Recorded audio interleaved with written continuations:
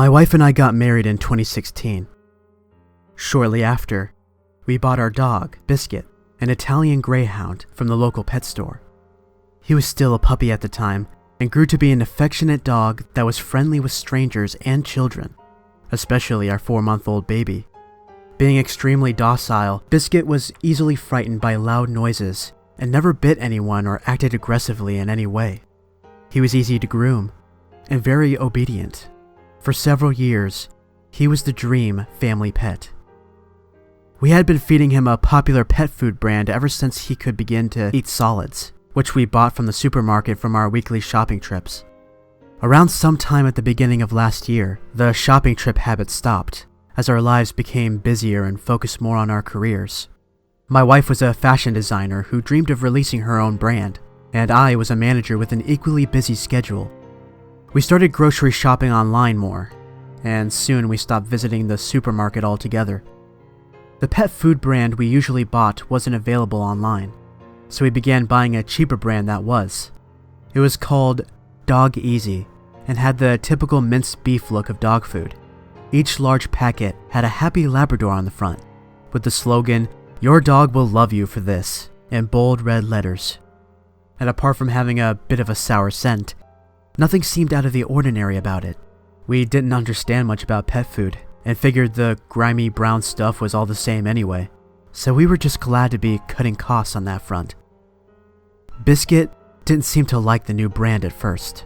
Initially, he was very reluctant to even touch the stuff, and we considered changing brands if he didn't adjust in less than a week. But after 2 days, he was wolfing it down, leaving no leftovers in the bowl.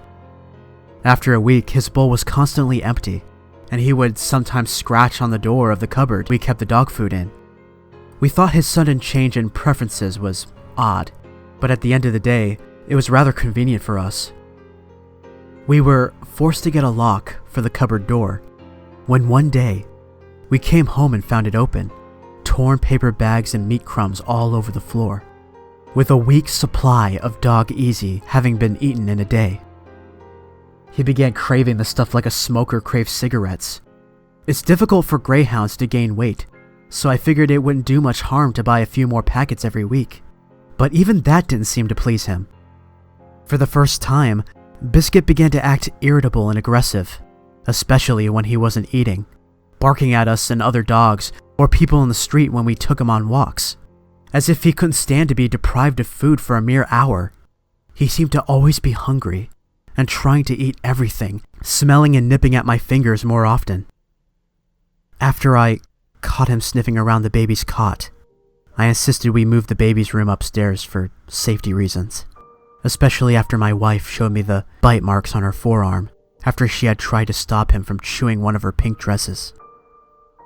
On one Sunday night walk, I finally and explicitly put 2 and 2 together. I was alone with Biscuit, walking through the dark woods with the bare and crooked branches of trees overhanging the pebbled pathway. He was irritable as usual and tugging on the leash, but the walk had to be done. I had AirPods in my ears blasting rock music, so I wasn't paying too much attention to my surroundings. Under the dim light of a street lamp, I made out a family walking towards me. A father, his wife, and young daughter, smiling just before I passed them.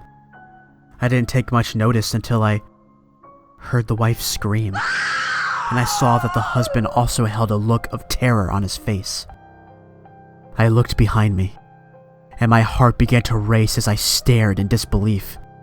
There was a dark red patch that ran down the middle of the daughter's thigh.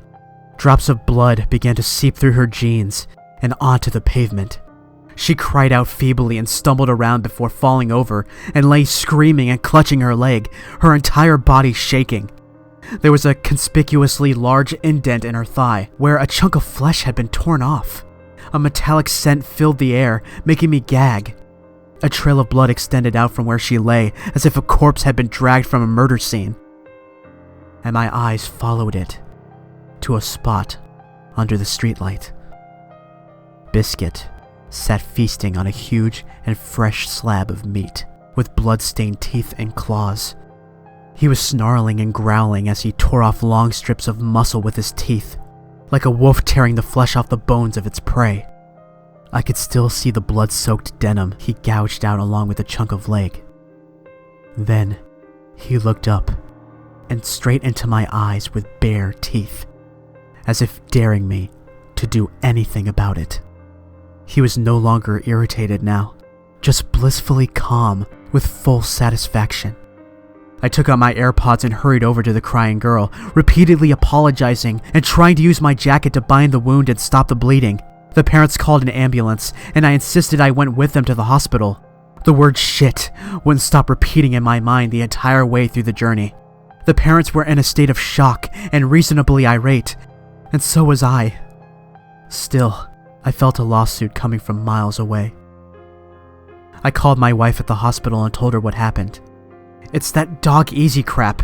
I don't know what's in there, but it's making him go insane. Just stop feeding it to him. And there's a chance he might go back to his old self and won't need to be put down or taken away. I know it's that shit. I know it. Honey, I stopped feeding him that brand last week. Huh? I had some time to go shopping last Sunday. I saw the old brand was half price, so I bought some. That can't be right. I shook my head. I'm pretty certain it's that dog food making him go nuts. What else could it be? I haven't got a clue, my wife said. Well, has he eaten any of the old brand? There was a pause as she went over to check the dog food bowl. I don't think so. It's still full. We both paused again. This might be a stretch, but I think I have an idea of what was in that dog easy.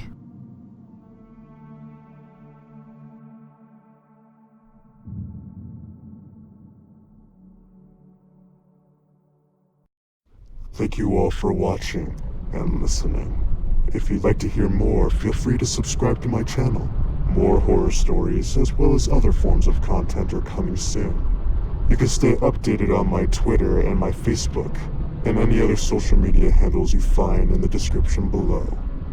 Now, if you'll excuse me, there's important work that needs to be done. Need to know only.